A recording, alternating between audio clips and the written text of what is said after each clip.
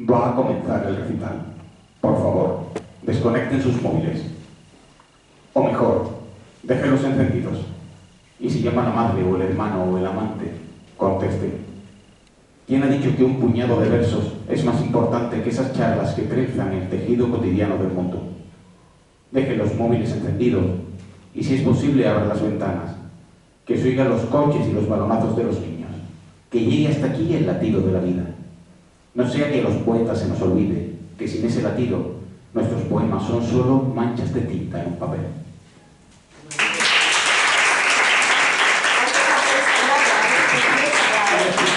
Ninguna presentación. La verdad es que ya no hace falta... Déjame tu libro, Antonio. Ya no hace falta ni que presentar los libros y la noche de Antonio J. Sánchez, porque él mismo acaba de presentarse. Sí, no tiene presentación porque es un impresentable. Aparte, ya ha hecho Antonio la presentación que teníamos que hacer. Nos vamos. Muchas gracias por la asistencia.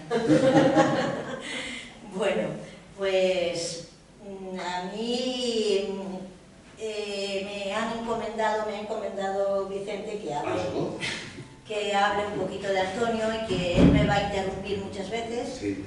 como suele hacer siempre, y que el que va a hablar más será Antonio, que es el que tiene que explicarnos por qué es.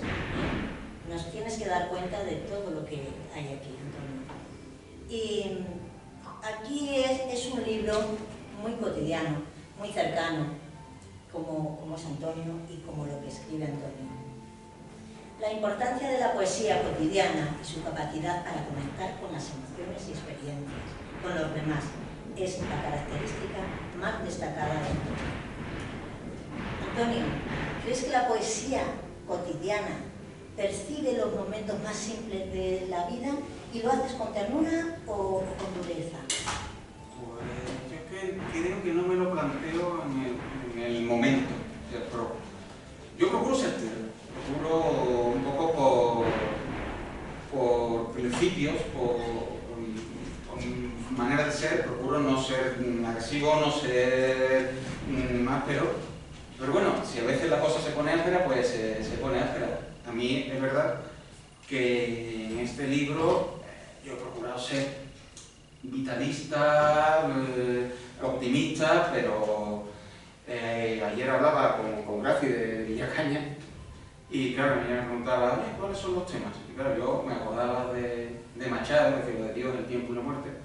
Pues el gran tema es el tiempo y la muerte, sobrevuela todo el rato el poemario. Nada más cotidiano que eso. Sí. Nadie se levanta por la mañana ningún día sin el riesgo de no llegar a la noche. Entonces, la muerte nos sobrevuela todo el tiempo y bueno, si hay que mirar los ojos, porque el poema habla de eso, pues se le mira a los ojos. Quizás en este libro es un intento de mirar a los ojos, pero que bueno, que es lo que tú decías, a mí lo que me interesa de la poesía es lo que me pasa cada día, y además lo que me pasa a mí. Yo escribo, es lo que dicen, yo escribo para el lector que yo soy. No, que después hay gente que se identifica, pues mejor. Aparte de que yo pienso que a todos nos duele la cosa, todos nos reímos, todos tenemos miedo, a todos se nos muere alguien, con lo cual cuanto más tuyo sea lo que te pasa, o lo que cuentas, más de todo va a ser. Sí, la verdad es que ya me ha contestado todas las preguntas que me voy a hacer. Bueno, pues muchas gracias a todos. Y bueno, por favor, te ruego que seas más expuesto en las respuestas, porque es que ya me ha roto todo el tema. Vamos a ver, Borges, siempre Borges, un modelo para Antonio, hasta coincides con él en las bibliotecas y él también hizo de bibliotecario, ¿no? Me gusta Borges. Sí. Me ha pedido que sea escueto. Sí.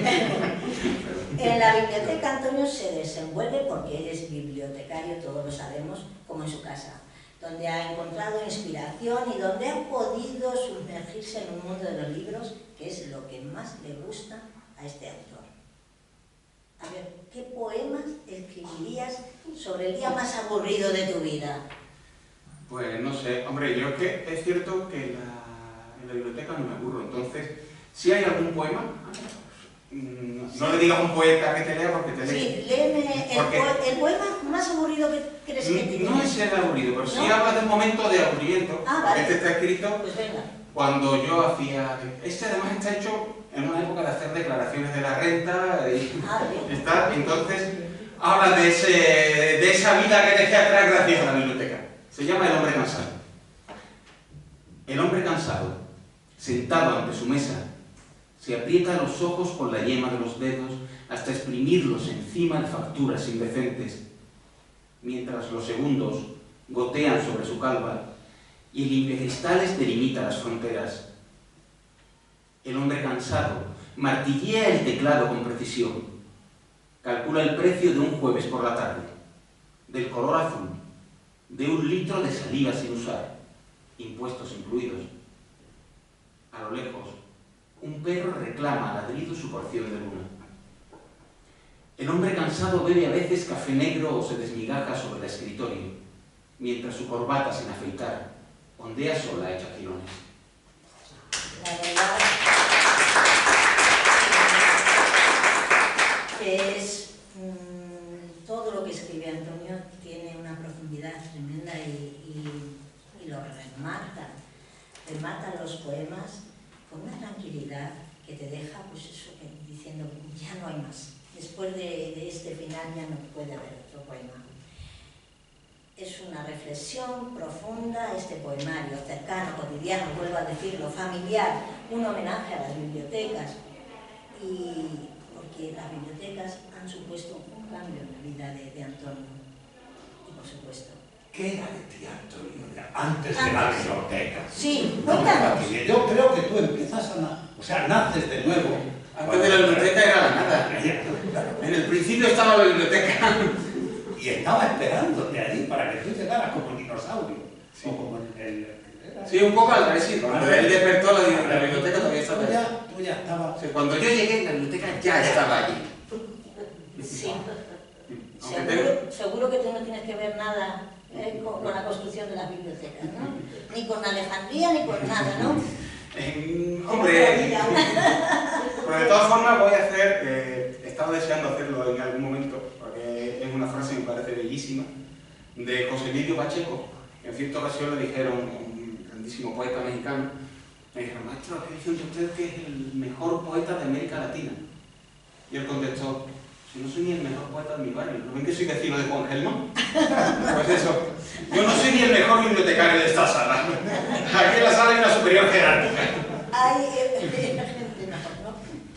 Bueno, pues no solamente las bibliotecas, este libro es un recuerdo a Casilda. Casilda es su madre, era su madre. Es mi madre. Es, y siempre será, porque los ojos de Casilda, vuelvo a repetirlo, ya que te gustó, por eso lo repito, los ojos de Casilda estaban llenos de Antonio, ¿verdad? Y así hasta... Es todo difícil. Sí. Dice, ¿cuál? A ver, vamos a... Esto de que Casilda es duro, pero... No es duro, ¿eh? No. Es difícil, pero no es duro, o sea... Quizá no era la pretensión, no era el objetivo, pero quien la conoció, o sea, era pura vitalidad, entonces... Sí. Yo sigo con ese verso. No sé si está citado en este libro o está en otro porque lo cito mucho, el de Quevedo, polvo será más polvo enamorado. Ella está muy por encima de la muerte, entonces no es difícil, evidentemente, porque emociona, pero que su vitalidad trasciende la mera anécdota de que se haya muerto. Lo de que se haya muerto es una mera anécdota. Su vitalidad trasciende eso. Yo estoy echando de menos. He salido de trabajar corriendo y no lo he traído.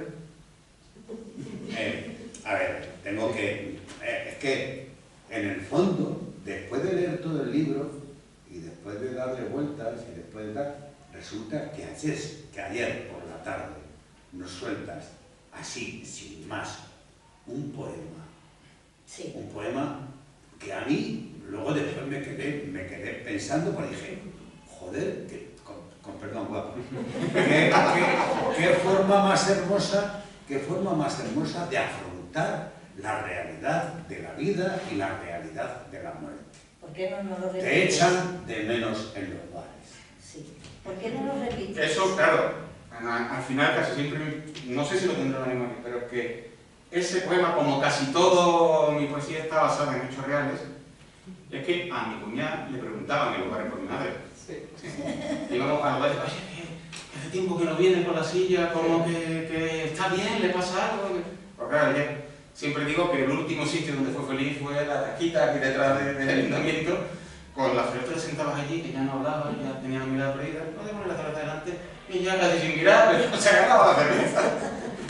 Y se la tenías que apartar. La tuya, o sea, la suya o la tuya, la de que hubiera, ella se tomaba la cerveza. Entonces eso, preguntaban por ello en los bares. Sí. Y bueno, y las manos de tu madre, ¿verdad? Es que no sé si lo tengo. Bueno. Ahora, luego hago el pequeño esfuerzo No, memorístico. pero sí que recuerdas eso de las manos de mi madre. Las manos de mi madre están deformes. Son las manos de cada noche. Y alisaban el brazo. Sigue, Antonio. Las que alzaban en Sí, las claro. calles. Ese es el final del poema, pero lo leo desde el principio. Claro, este poema dice mi madre, no sé qué, porque bueno, este está escrito cuando todavía decía cosas, cuando todavía... Y además está escrito hace por lo menos, que yo recuerde, 13 o 14 años. Quizá no tanto, quizá no tanto. Sí, porque con este poema fuimos invitados a no sé qué, a una asociación en Madrid y leíste este poema. A lo mejor hace tanto, y es que soy mayor de lo que yo pensaba. Es que ya eres muy grande. Soy mayor de lo que yo pensaba. Las manos de mi madre están deformes. No puedo cerrar el puño, es por la artrosis, repite a modo de disculpa. Las manos de mi madre se retuercen como las raíces de una vid y a veces también crujen como madera seca. Las manos de mi madre son las manos de mi abuela, desconchadas de lejía y de estropajo y de horas extras. En sus falanges inflamadas habita el viejo cansancio de 1000 mujeres exhaustas, herencia de artrosis y trabajo inacabable. Las manos de mi madre no son bellas, como no es bello un recién nacido aún manchado de sangre y de meconio. Son las manos que cada noche alisaban el embozo, las que alzaban en vilo las calles, las que me arrancaban las zarzas de los párpados. A veces, entre crujidos reumáticos, las oigo musitar, misión cumplida.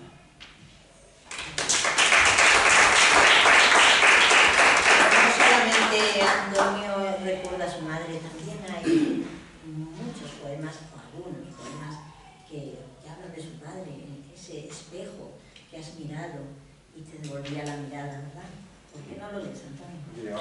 Es lo que yo digo, sí, pero nunca le digas un poema que te lea, que te lee. Y no solamente te lees, sino que te deja preparado el siguiente. Sí, claro, porque ya que estoy, te voy a leer 10 o 12. Me he mirado al espejo. Mi padre me devuelve la mirada. Lo encuentro en buena forma, más delgado que aquella última vez en que nos vimos. Y aunque guarda silencio, en sus ojos puedo ver un pacífico cansancio y su orgullo por mí que sigue íntegro.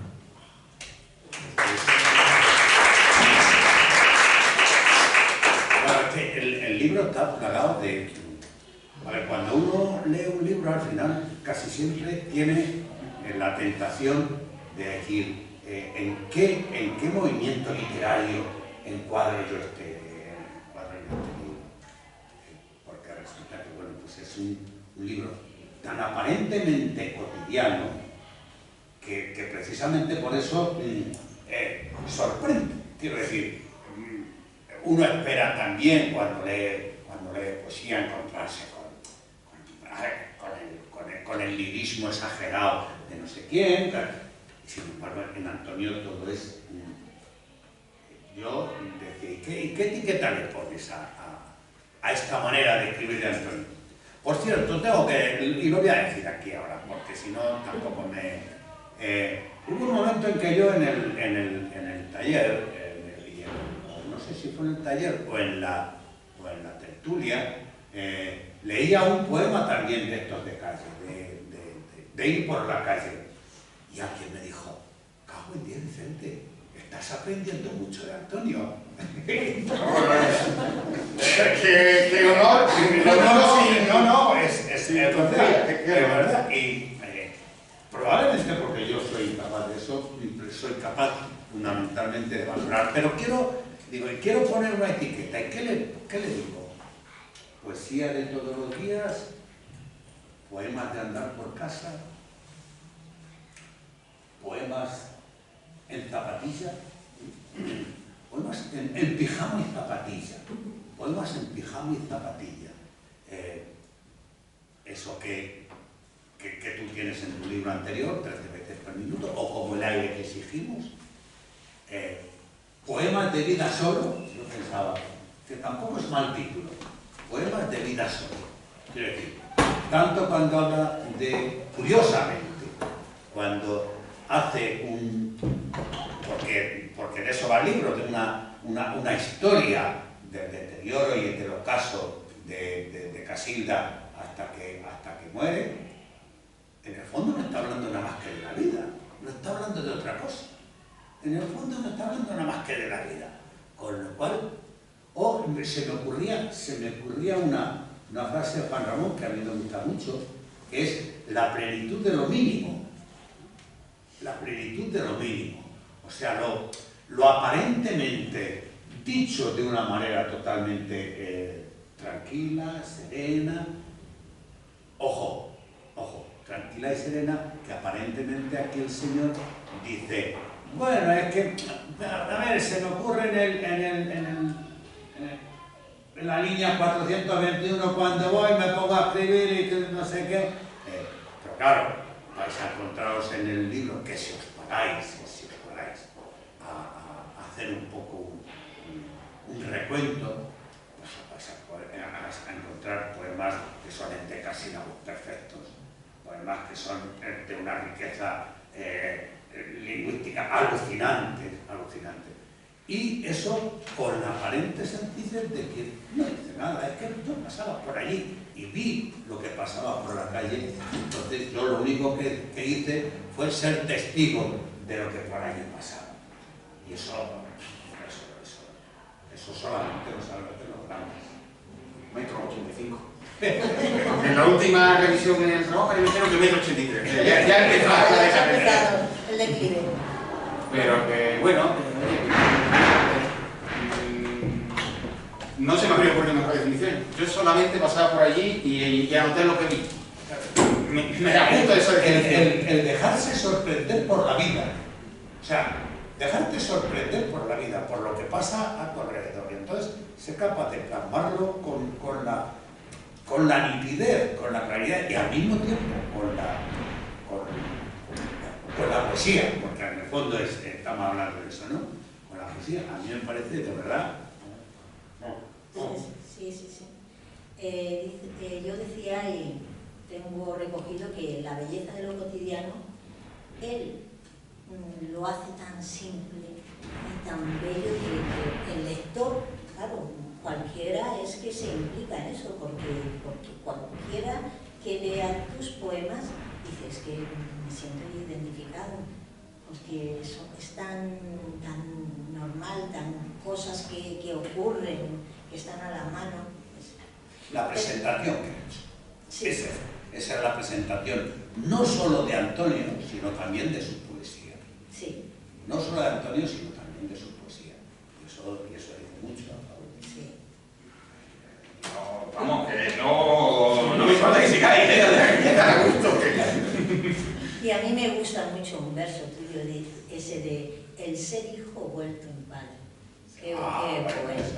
Es un poema genial. Es o sea, maravilloso. El darte cuenta que de pronto has dejado de asumir el rol de hijo para convertirte en rol de protector y de... Sí. Porque también hay que decirlo aquí, aunque haya mucha gente que ya lo sabe. Con Pilar, con mucha gente hemos comentado. Yo cuando sea viejo y esté necesitado, lo que quiero es tener un hijo como Antonio. Pero bueno, entiéndeme, que claro, es que era probablemente era un orgullo. Y los que hemos visto que, a ver, Miracañas, progresión de Casilda.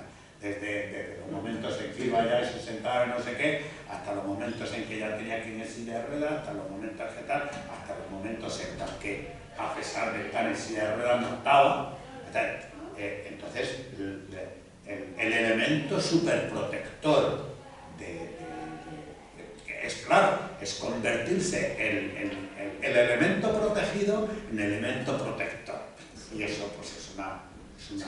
Pero no lo haces solamente haciendo el papel de padre, sino cuando un amigo también se va y qué decirle a su madre y cómo aprender de un golpe lo que eran siempre y nunca. Bueno, ese poema, que ahora claro, el título lo sitúa. Éramos todos mucho más jóvenes. En enero del 93. Enero del 93 se llama. Lo quería llamar así por eso, porque Sí. es un poema que habla quizás del primer golpe. No sabía que... Vamos, podía intuirlo, pero no sabía que detrás venía mucho más. Pero fue el primer golpe, era un compañero que después me he acordado yo con otros compañeros, con un hermano, porque claro, éramos compañeros de instituto y llevábamos silla de ruedas y se lo decía a Joaquín y digo, lo que yo aprendí de Pedro, todo lo que aprendí de Pedro que estoy usando ahora con mi madre gracias al manejo de la silla de ruedas. Entonces, pues claro, esa enfermedad que tenía llegó hasta enero del 93. Hacía mucho frío. Un temblor de teléfonos expandió la noticia. Pedro ha muerto esta tarde. Teníamos 21 años. ¿Qué íbamos a saber nosotros de la muerte? Sabíamos que su cuerpo era una cuenta atrás, que había en él una fecha que no leímos nunca. Pero ¿qué más saber? Hacía mucho frío. Yo venía de Écija con camisa marrón. Qué extraños los detalles que guardas con los años. Me dieron el recado. Murió uno de nosotros. Ya no somos eternos. Teníamos 21 años. ¿Qué decirle a su madre? ¿Cómo aprender de un golpe lo que eran siempre y nunca? ¿Cómo entender que aquello era solo el principio del fin de la inocencia? Que morirse ya no era un asunto de viejos. No sé cómo pudimos. Solo sé que esa noche hacía mucho frío.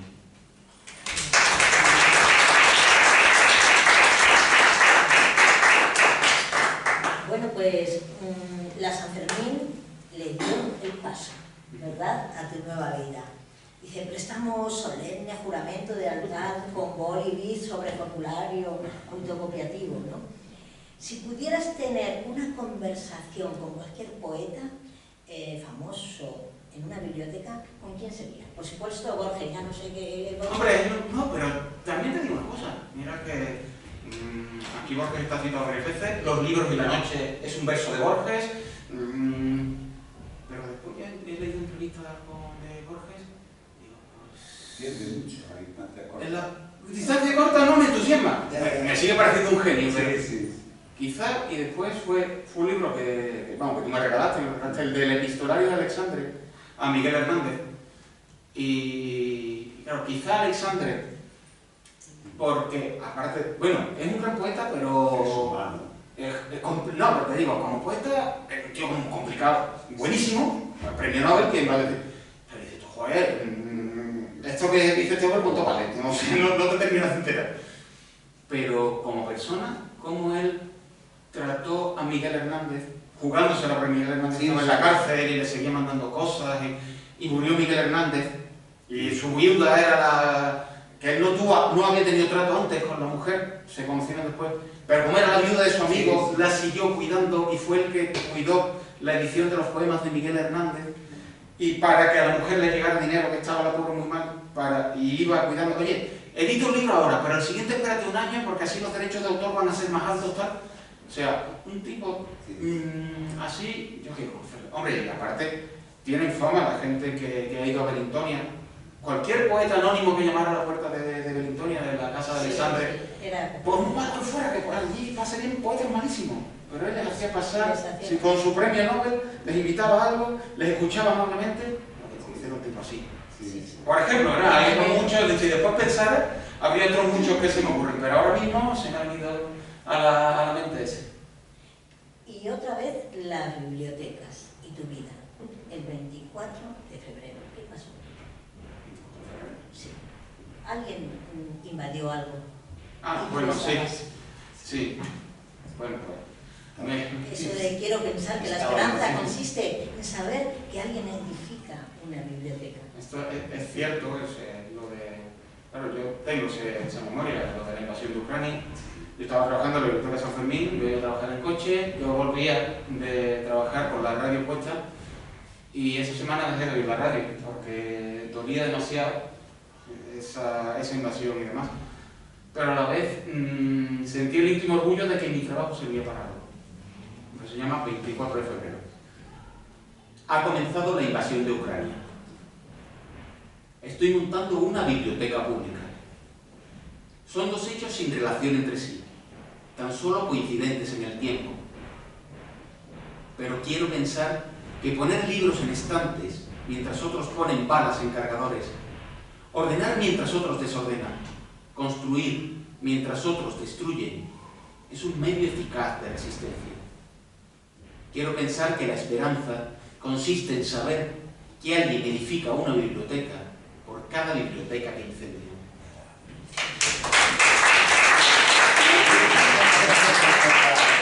La historia, que a mí me tiene totalmente alucinado, pero bueno, es que probablemente yo, como todavía estoy en edad de aprender, pues entonces me sorprendo a mí mismo descubriendo en el Antonio los finales de los poemas, te lo juro. A ver, yo os invito a que cuando tengáis el libro y lo hayáis leído y le hayáis dado dos vueltas porque os apetece, no del tirón, sino de eso de dejarlo en la mesilla y hoy por donde abra y hoy por no sé qué tal, hagáis una lectura que probablemente puede ser más creativa, pero que es de verdad de lo más grato. Y es que empecéis a leer los poemas por el final. Que empecéis a ver que Lo haré. no, entiéndeme, no por el final, sino decir, este poema me da lo mismo lo que ponga en los 7 primeros versos o en los 8 primeros versos. Solamente voy a coger los 4 versos del final o los 5 del final. Os lo juro que es una experiencia, yo por lo menos me ha parecido enormemente grata, porque es que en el principio del poema casi es como si estuvieras hablando a alguien con quien te estás tomando una cerveza en el bar. Pero luego después, el hecho de que, a ver, estoy organizando la biblioteca y resulta que declaran la guerra de Ucrania y no sé qué y tal. Pero sin embargo, tú dices, joder, pues este tío, pues claro, está trabajando, pero me está hablando de su vida, de su cotidianidad, pero sin embargo luego después llega al final del poema y dices, que aquí aparece todo la esencia del mensaje que has querido. A lo mejor resulta, me estoy poniendo pesado, pero bueno. No, yo estoy encantado escuchándote. A lo mejor resulta que eso tiene que ver, yo lo pensaba cuando leía tu libro, de los territorios poéticos. Cuando hablamos de territorios poéticos, yo no me refiero a territorios geográficos, sino a territorios vitales, a espacios vitales. Y entonces resulta que yo decía, coño,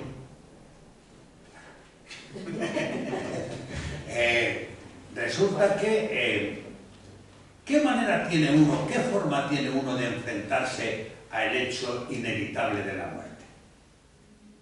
Entonces dice, pues hombre, pues recuerda la alma dormida, el sexo inexistente, joven Manrique, no sé qué, yo quiero ser llorando en hortelano, en la tierra, como Miguel Hernández, con lo cual, y dices, ¿y cuál es el territorio que se crea Antonio para enfrentarse a ese hecho? ¿De qué manera? O sea, ¿cuál es tu actitud? Claro, está desde el primer poema hasta el último, pero quiero que nos hables tú de eso. De tu actitud ante el hecho de no solo de convertirte en el cuidador de tu madre, sino en notar que casita poquito a poco se va convirtiendo en recuerdo, en memoria, se va convirtiendo fundamentalmente en memoria y deja de ser lo que ha sido siempre, ¿no? Hombre, es muy duro, yo sé que es... No, es duro, no, es duro, No, pero...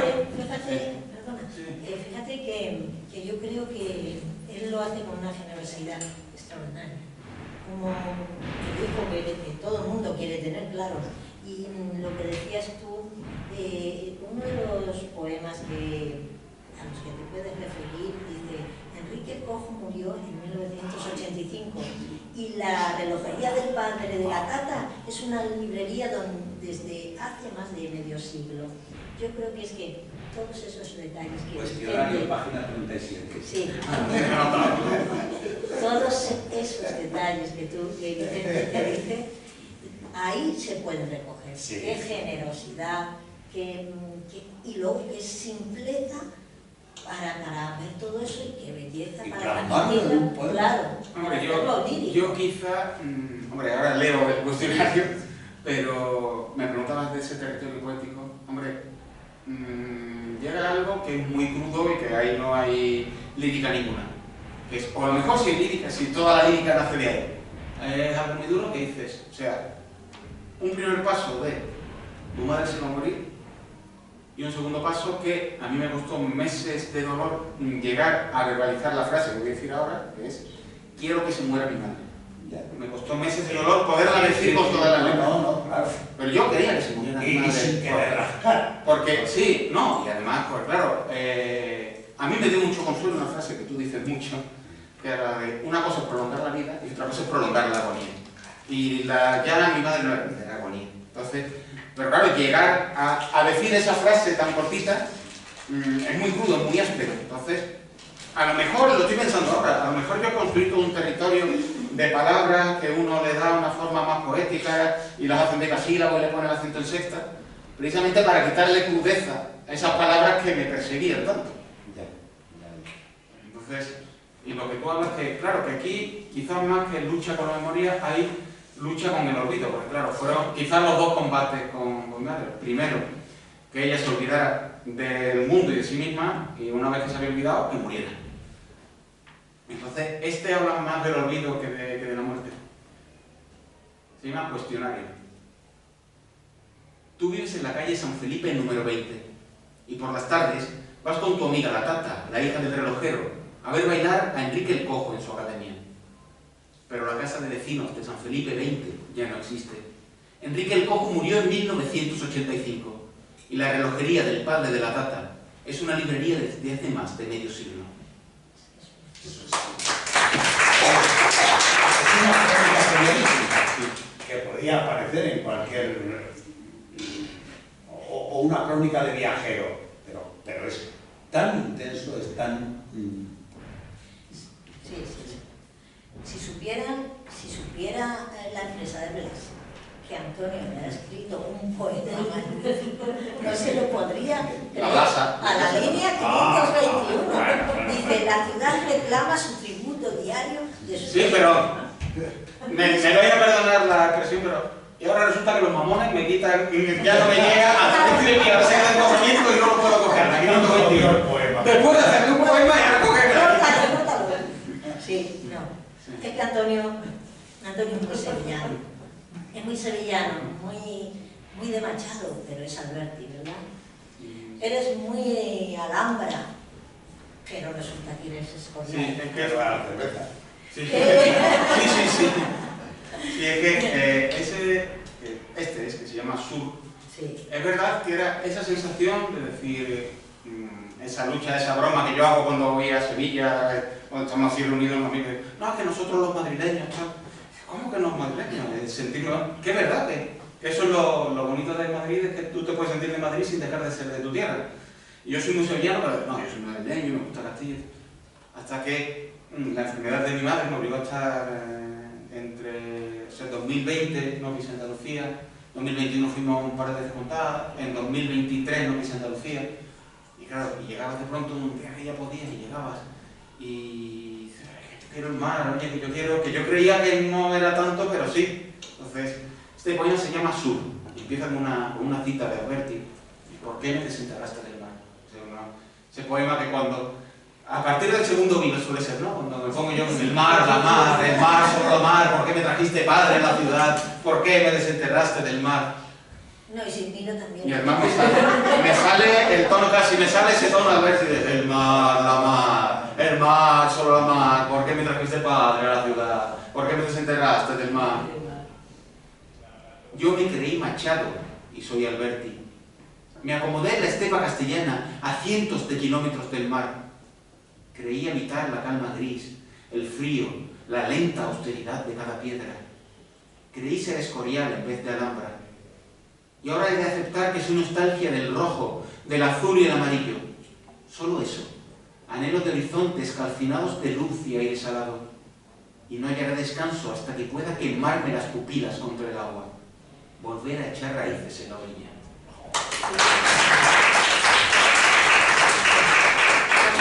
Es verdad que eso, que ahora hemos podido volver al mar y sigue siendo el sitio de recreo. No me importa un fin de semana conducir 7 horas el viernes de ida y 7 horas de vuelta el domingo por estar un ratito mirando al mar. O sea que es verdad que la nostalgia era cierta, que me hacía falta aquello. Y claro, ya termina el libro después de tantas batallitas con un poema que se llama Batallitas. Batallitas. Y dice, crecí oyendo vuestras batallitas. Al fin entiendo que a vosotros nadie nunca os enseñó a rendiros. Creo que lo tienes que leer porque es magnífico. Sobre todo porque los demás pensamos que es un homenaje a nosotros. No, es cierto que... Todos los que ya hemos superado la frontera de los 70 o 60, 60 nos vemos perfectamente reflejados en ese poema y decimos, joder, qué bien, qué detalle ha tenido Antonio, de verdad.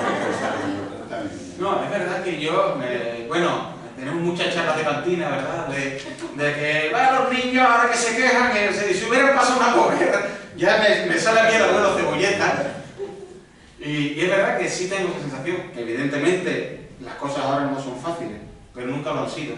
Y yo siempre digo eso, que es verdad que hay muchos problemas y podemos sacar el lado social y hablar de que lo de la vivienda hay que arreglarlo ya. Y aunque sea fuera de sitio, que hay que decirlo todo el rato, lo de la vivienda hay que arreglarlo ya. Si no, no hay... Porque si tienes menos dinero, puedes seguir tu vida. Si no tienes un techo, no puedes seguir tu vida. Pero bueno, fuera de eso, es verdad que cuando uno recuerda esas historias, que a mí me parecían batallitas muy pesadas, pero que ahora las rememoras, de que si comías a mediodía ya no podías cenar por la noche, o tenías que repartirte ahí un bollito de pan. Si te comes medio bollo ahora, te puedes comer medio bollo a la noche. Si te comes bollito de pan, hasta mañana no hay más pan y esta noche no cenas.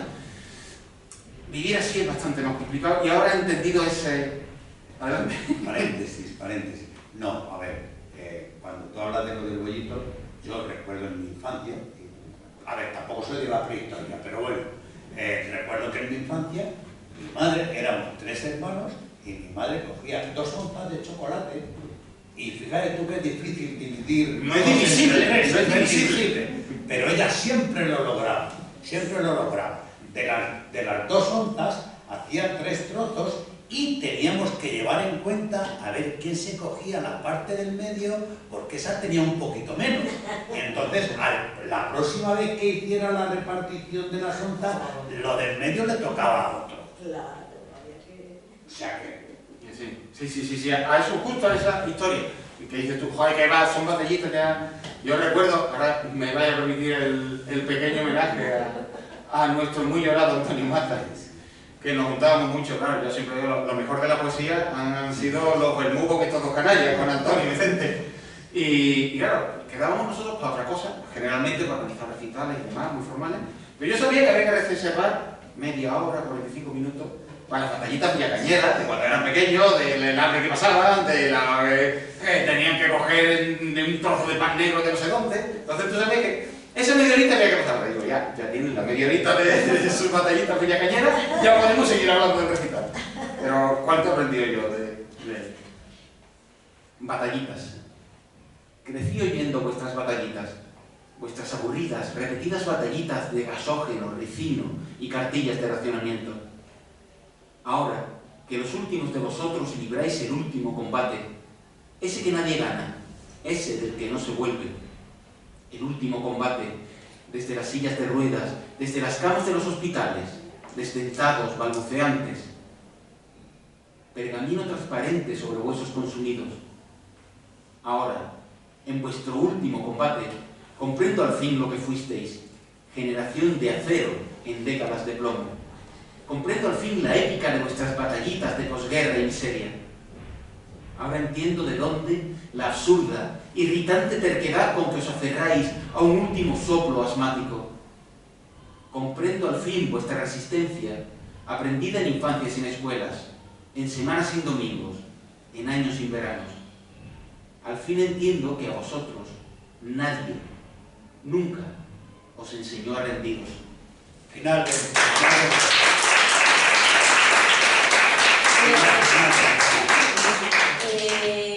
Por mi parte, desde luego, decir que es un magnífico poemario, un lenguaje transparente que nos acerca a lo más cotidiano, ya lo hemos dicho, una metáfora entre la vida y la muerte, y me parece que es un poemario que hay que leer, y es que no solamente aprendemos poesía con este poemario, es que nos entretiene, es que nos lleva a cualquier cosa que nosotros nos resulta muy familiar, y solamente te tengo que dar la enhorabuena.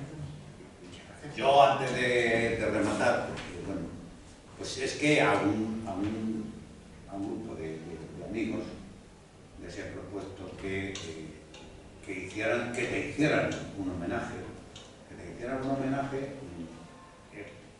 a partir de tu libro, fundamentalmente. Entonces, quiero que haya alguna presentación, Tony. Jolines, es que después de haberle oído ahí... No, a ver, escucha un momentín. A ver, yo también soy aprendiz. Sí. Luego, por tanto, está claro que lo que vamos a leer es el fruto de unos vulgares aprendices que estamos en proceso de aprender. Hombre, más que no son poemas acabados, meditados, No, miércoles, y 48 horas después venís con... Yo sé que me vais a disculpar mucho, sí. Pero es que en realidad no tiene mucho que ver, porque no le he hecho caso. Yo propuso un trabajo y yo lo he hecho, pero lo leo y claro que lo lees. Bueno, pues, Sara, aquí, y por lo menos te inmortalizas en la cámara, ¿no? Ay, pero he escrito donde no es. Es que está con tachones y todo, y no sé si me voy a entender. A ver, no lo vamos a presentar. A ver, un momento. Acabas de decir, lo he escrito donde no es. Seguro que mañana Antonio te hace un poema de eso. Hombre, es un buen primer verso, sí. Todo como lo de Antonio. Como antes lo del mono y del que rima con otra cosa. Con Antonio. Uy, es que está, ¿no? Bueno, es una crítica constructiva. No veo ni una mierda de esta nota. Pero si ella está... Anda, trae. Es que me he traído las que no eran. Coño, te ha traído la que se cae. Otra vez, claro, ahora... Verás que poema te va a hacer Antonio. Luego sigue a la vuelta un poco, un cacho, pero he intentado arreglarlo. Va a salir ahí un... Lo que te digo yo, que mañana te hace un poema. Incluso... Has escrito donde no debes. Has traído las gafas que se caen. Que no son... O sea, que hay tema. Hay tema. Ahí hay tema. Yo sí, para Antonio o cualquier cosa. ¿Qué trance nos hace a veces pasar nuestro profesor? Sonetos y redondelas, las décimas y quintillas, romances y redondillas. Quiere que hagamos con maña. Al final nos lía tanto que acabamos hasta el moño. Le gusta hacernos el lío, pero ¿cómo era intención? Le digo en una canción con villancico anticuado, y si no es inadecuado, tendremos su aprobación. Con estos versos demuestro que mi trabajo es muy flojo, que tengo que trabajar, que solo así se consigue aprender y progresar. Ay, si hubiera retocado un poco más estos versos, podría haber conseguido un trabajo refinado, un poquito más perfecto. ¿No?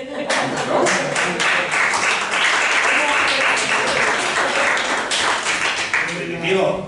Venga, te toca. Tienen esos versos, pues eso, la frescura de cómo lo escriben. Pues sí, es verdad. Pero era para Antonio, no era para mí. Bueno, pues por eso te digo que no se ajustaba al Ah, programa, ya. pero me ha salido así. Bueno, Es que escribir por encargo es muy Es difícil. decir, a mí me lo vas a contar. Por eso. Yo sé Escribir por encargo no es lo mío. lo había guardado. Ya no lo encontraba yo tampoco. Es que lo ha escrito donde no es. Lo he guardado donde no lo Yo voy a ir anotando las frases esas. Yo le he hecho caso. Es que no haces caso. Eso me pasa, que no hago yo mucho caso. Yo sí le he hecho caso. Si no voy a aprobar este curso, yo creo que no me va a dar Como nota. Antonio habla, porque sí que es verdad que aparte de lo cotidiano, porque lo que estoy leyendo, hay mucho en el libro. Así que ¿Hay mucho? hay dolor. Sí. Pero disfrazado. Nace del dolor. Nace del dolor. Sí, no. Sí. Es un dolor. A ver, es un dolor que no es un lamento. Es dolor profundo, pero no es lamento, no es llanto. No es un libro, Sí, teóricamente, siendo un libro que tiene la muerte como presente y tal, no es un libro plañidero. Ya. Que sí, ¿no? No, yo procuré que no fuera plañidero. Al contrario, lo que quería era.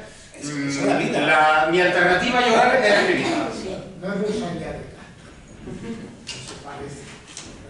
Pero lo que Antonio tiene es que escribe cotidiano, pero sin embargo con palabras muy especiales. O sea,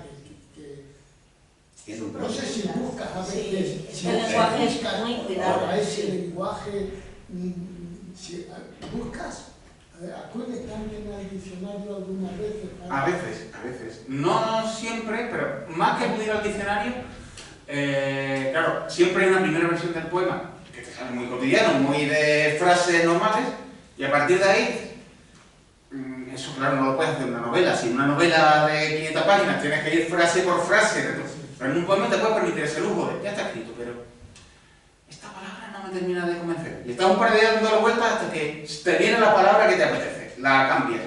Esta frase no termina de... Y estás a lo mejor 2 semanas para cambiar 4 adjetivos en el poema. Hombre, porque se nota que hay un trabajo. Bueno, hay 3 versos que son tuyos, supongo yo. Porque Son de todos, los versos son de todos. aquí el profesor puso ahí unas... Dijo, ¿podéis tomar unos versos de aquí? No, cuidado, Dije, atrapad algún verso Al vuelo. al vuelo. Atrapar, de esto que os leo, atrapar algún verso al vuelo y... Bueno, sí, bueno. Primitivo, ponte aquí, por favor. ¿Para qué? Pues que Me salga- gusta para luego que salga verte en la la cámara. grabación, hombre. Hola, cámara. No, pero ponte aquí, te escuchamos. Bueno, Sí, ya si lo manda La jefa. la jefa, no Presidenta, queda. se te entiende. En ocasiones el dolor me ha arrasado. En ocasiones el dolor me ha arrasado hasta dejarme yermo. Es el dolor un ejército salvaje, decomisando vidas para cualquier tortura imaginada, que no se para en sexos, años ni etiquetas. Su codicia es subir el escalón que le nombra sicario de existencias y ponerse medallas a costa del humano y su derricha. Parasita los cuerpos al nacer y solo capitula con la muerte.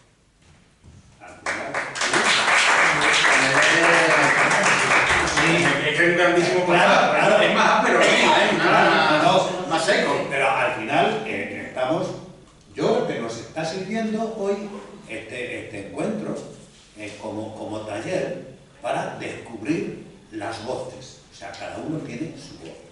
Esta es la voz de Primitivo. De la misma manera que era la voz de Tony. Y es verdad que es muy reconocible la voz de... Claro, Sí. Primitivo es muy... Pues mira, Gracias, Primi. ¿puedo leer el poema del que nace ese? En ocasiones el dolor me ha arrasado hasta dejarme yermo y he debido reconstruirme desde las raíces. Es el dolor un ejército salvaje, una horda que no respeta las leyes de la guerra. Así pues, soy una ciudad antigua y venerable, de esas de larga historia trufada de leyendas, no siempre verdaderas. Si te fijas bien, en mis ojos pueden verse algunas ruinas de quien fui. Y en sus chequeos rutinarios, mi médico de cabecera me encuentra a veces restos arqueológicos por dentro. Últimos. Realmente, al final vamos a... difícil, yo creo. Claro, no, pero es que resulta que él deja como eco. Los últimos versos son el eco del poema. Que donde recoge la esencia Emilio, ¿A qué sé lo que estás pensando? No lo sé. Sí, no, es que estaba pensando, creo lo mismo. No, es que hay un poema que nos gusta mucho de los míos, que es Océano. Que es un poema que escribí hace muchos años y recuerdo, estaba en un mal momento y escribí el poema y lo escribí, recuerdo, antes del verano. Y estaba ahí y digo, me faltan, no recuerdo si 2, 3 últimos versos. Y no sabía cómo acabarlo, Y pasaron 4 o 5 meses, el poema perfecto, quiero decir, acabado, Sí. acabado sin todas las comas en su sitio. Pero hasta que no llegaron esos 2 últimos versos, que llegaron de pronto un día y digo, estos son. Pero esos 4 o 5 meses, que además tenía muchas ganas de acabar ese poema, no sabía cómo, y tenía esa obsesión, pero eso, hasta que no llegaron los últimos versos no acabó. O sea que sí, que a veces me obsesiona el llegar a ese último verso. O sea que parece que tu poesía es muy sencilla porque nacen de lo que nos rodea, pero sin embargo nada de sencillo, porque la tienes trabajadísima.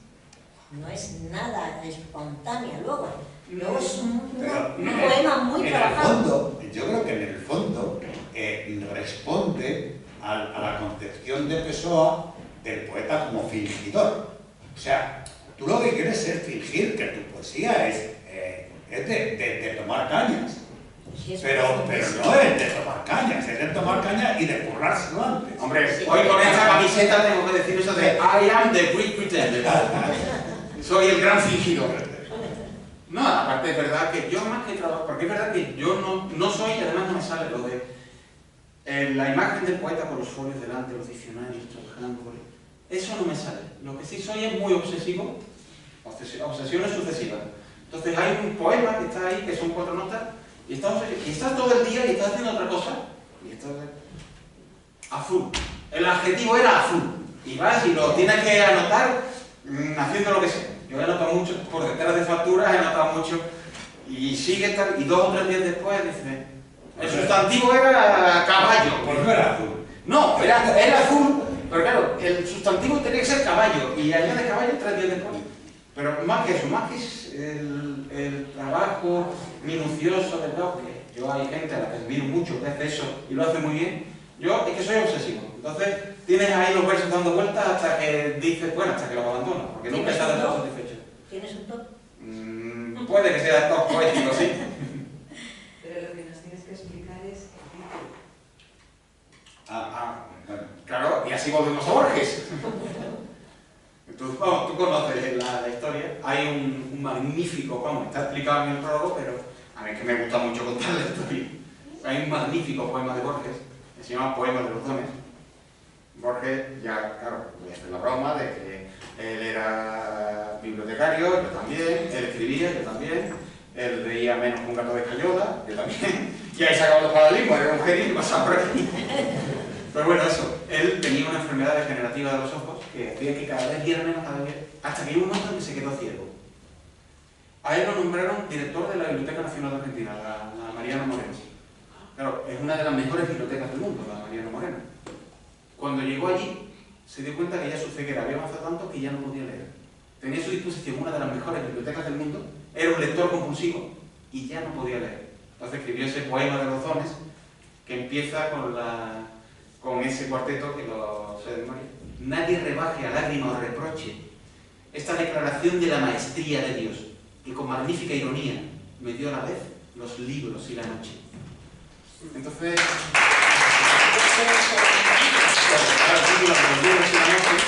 porque claro, yo tuve esa sensación, yo descubro casi por casualidad mi vocación de bibliotecario, pero he descubierto no mi vocación profesional, sino mi vocación vital.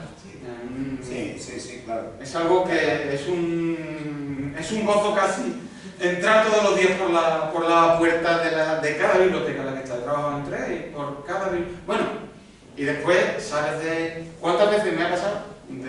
He salido a trabajar en la biblioteca. Hemos quedado en una biblioteca para ir a un recital. Y en medio digo, bueno, tengo un par de horas libres, me voy a la Vargas Llosa, o sea, a Leván de Vargas, que es una biblioteca que está al lado del trabajo, para pasar esas 2 horas libres. O sea, descubrir esa pasión y de pronto trabajar en eso, no verlo desde fuera, sino decir, ostras, se presentan 2.800. Yo ya tengo 50 años, se presentan chavales jóvenes que tienen la carrera, que tienen tiempo para estudiar, yo estoy trabajando. Y sacar primero la plaza de interino y sacar después la plaza... O sea, eso fue un gozo tremendo, eso de los libros. Entonces, y salieron muchos poemas ahí. Y a la vez, en paralelo, porque además fue en paralelo, en octubre de 2018 sale la convocatoria de técnico auxiliar del ayuntamiento, voy a comprar un libro, y no sé si un par de semanas después, mi madre, que ya tenía un deterioro progresivo, se cae, se parte un hombro, y ya llega el momento en que digo, mira, ya no se puede dar sola, ya tengo que buscar un centro de día, ya tengo que empezar a dormir con ella porque ya no se podía levantar por la noche, ya ahí es donde, o sea, que coinciden justo en el tiempo esos 2 momentos. Entonces, claro, salen también muchos poemas de ese dolor. Y yo en principio veía que ya había 2 libros, estaba un libro sobre biblioteca y un libro sobre mi madre. Después pensé, es que esto no es separable una cosa de la otra. Y pensé hacer un libro, los libros y la noche, la primera parte fueron los libros, la segunda parte fueron la noche. Lo honesto es que tú estés junto, porque la vida está junto. Yo siempre digo eso, que este libro es el libro de mis 50 años, y yo en mis 50 cumpleaños, 23 de julio de 2021, yo por la mañana fui a llevar al médico a mi madre a una revisión, y por la tarde me fui a la biblioteca a trabajar. O sea, mi vida ha sido los libros y la noche, todos juntos.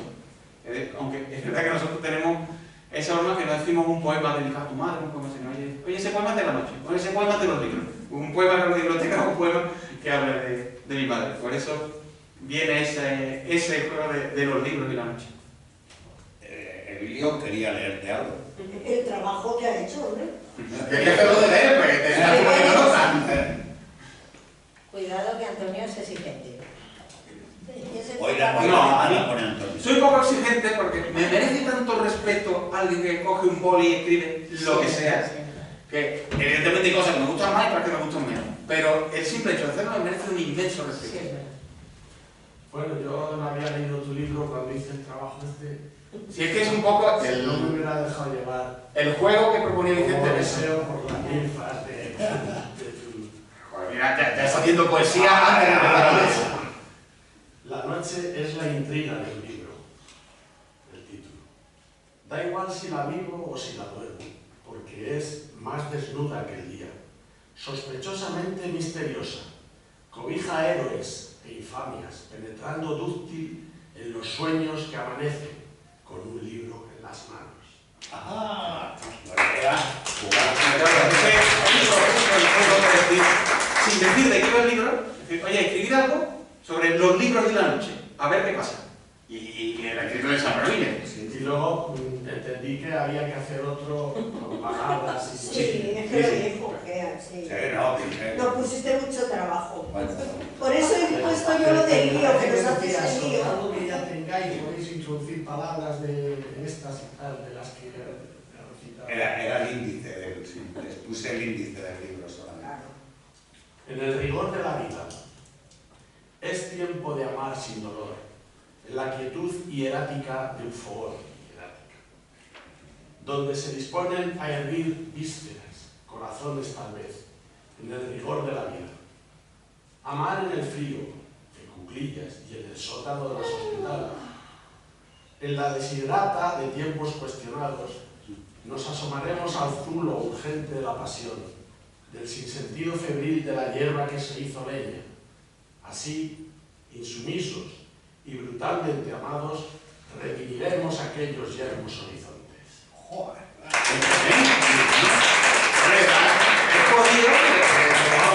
No, muy bueno, porque además es lo que digo, que claro, yo sí me suena todo porque lo digo, pero hay un montón de títulos, de palabras sueltas, de poemas y los he juntado todos y ha hecho algo que suena muy bien. Marisol, venga. El mío también está lleno de tachones y todo, ¿eh? Bueno, Eso solo bueno, bueno. ¿Dónde han los tachones? los tachones son las heridas, Ya las tiritas. Como dice Vicente, No, tiene yo que lo dormir. dije para que... Hay que dormirles. Hay que dormir. Entonces, bueno, como tú haces, yo también los cambio 50 minutos. A ver, versos que se esconden entre el telar de las arañas, en los jardines sin flores, en el pozo de los antojos, poemas que agonizan en el limbo, palabras que se enredan, que se deshilachan bajo la noche, son adheridas a unos árboles desnudos, a unas esquinas que no arropa nadie. Historias descoloridas en la memoria, frases que se arrastran hasta llegar al Edén prohibido. Toma ya.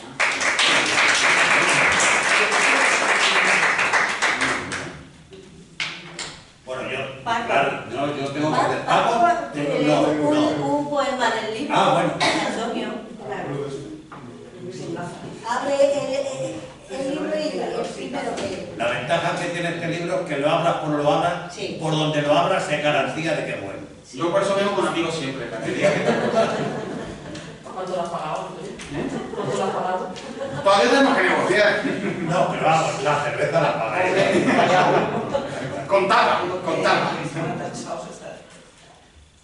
Ambición.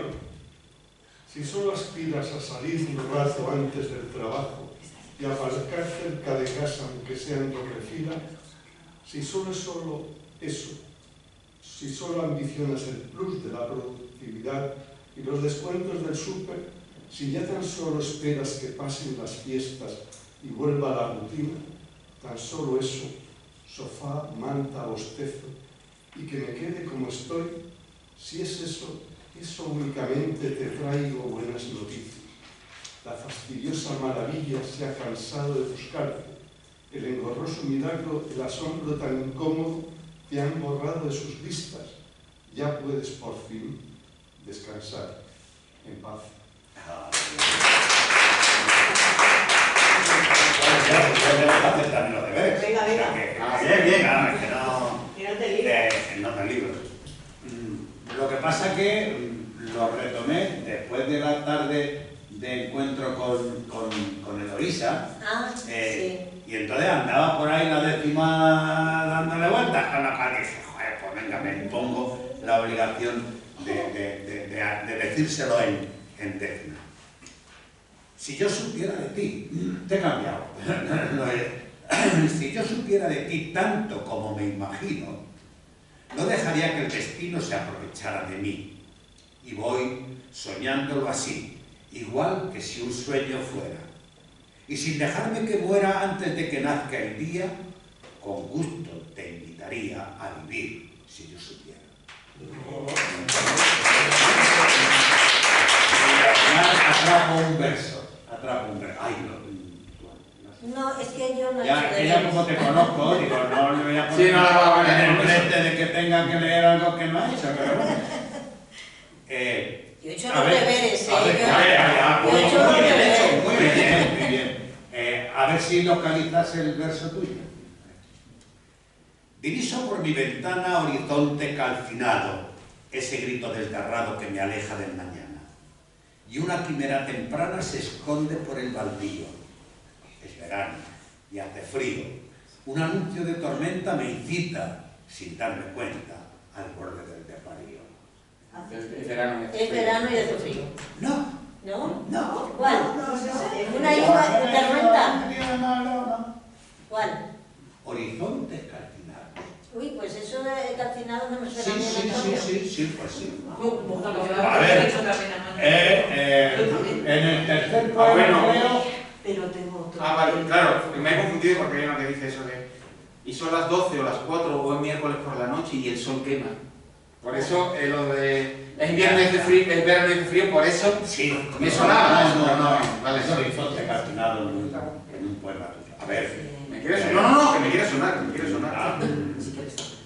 Probablemente, a ver. Bueno, sí, el de... La selección lo que tiene es que se le olvidan a uno las cosas, pero bueno, tampoco puede ser. Ya te digo yo que no te gusta hacernos el lío.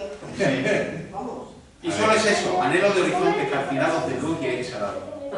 Bueno, pues Antonio, terminamos si quieres, Termina tú. Nos lees 2 poemas más y damos Vale, por pues favor. hay 2 que, hombre, porque ha habido mucha noche, vamos un poco de libros. Además este poema me apetece leerlo hoy. Se llama Campo del Moro. Como un cuadro del Bosco. Un pavo real, desde una cornisa, contempla amanecer sobre Madrid y allá a lo lejos suena una sirena. Como un cuadro del Bosco. Hay cascadas altísimas de hierba, hay cañones, soldados, jardineros y caballos bajando de un camión. Como un cuadro, como un sueño del Bosco. Son tenues las fronteras de lo cierto. Entre flores, manzanas y membrillos, un conejito asusta a una paloma y hay estatuas de mármol impasible, cuyo nombre ya todos olvidaron. Entro, paso el control de acceso, ficho, comienza mi jornada laboral.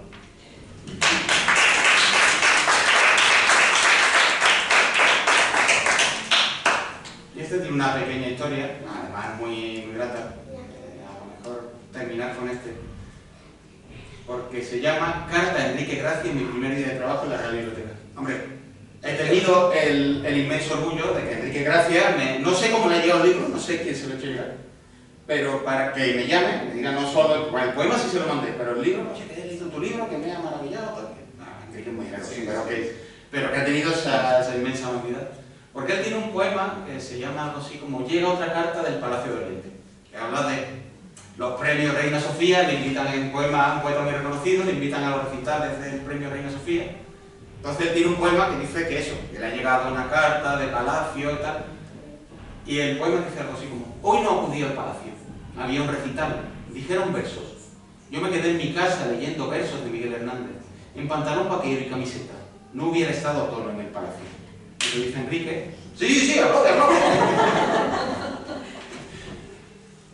Y yo le contesto esto en la carta a Enrique Gracia en mi primer día de trabajo en la Real Biblioteca.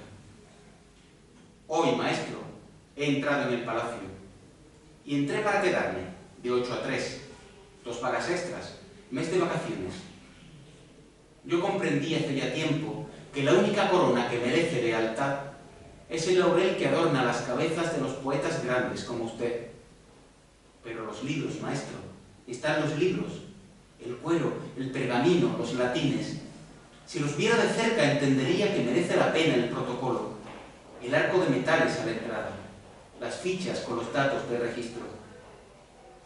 Pero aún en el palacio, yo no olvido cuáles son mis lealtades verdaderas. Y por eso, maestro Enrique Gracia, si recibe otra carta de palacio, será un bibliotecario quien la firme.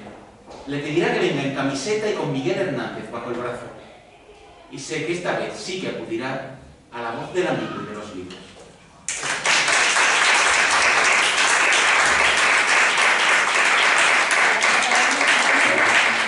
¿Qué?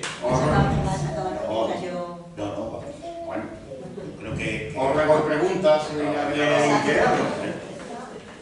Yo creo que está bien dicho. Quiero decir, hemos disfrutado tanto, oyéndote como leer, como disfrutamos, yo lo digo por libros, como yo disfruto.